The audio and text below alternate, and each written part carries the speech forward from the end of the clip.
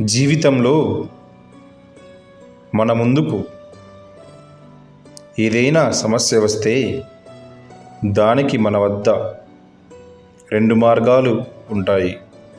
మొదటిది భయభ్రాంతులు అవ్వడం, రెండవది ధైర్య సాహసంతో దాన్ని ఎదిరించడం.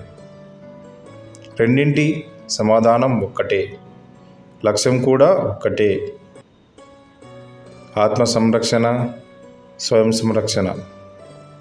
కానీ భయాన్ని బలహీనతగా భావిస్తారు, సాహసాన్ని బలంగా భావిస్తారు.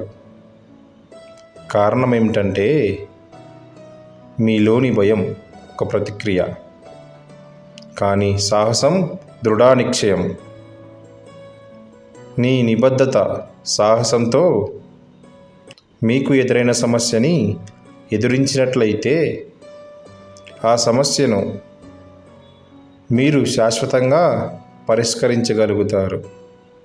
సమస్య ఎదురైందంటే ప్రథమంగా తొలి యుద్ధం జరిగేది మన మనసులోనే.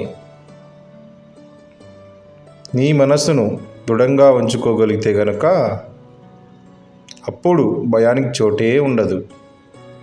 సమస్య ఎదిరించడం, అలాగే విజయం సాధించడం సులభమవుతుంది. అందువల్ల అన్ని విషయాలలో సాహసమే ప్రధానమైనది. ఇకపై మీ జీవితంలో ఎలాంటి సమస్య వచ్చినా దాన్ని సాహసంతో ఎదుర్కోండి. జై శ్రీకృష్ణ.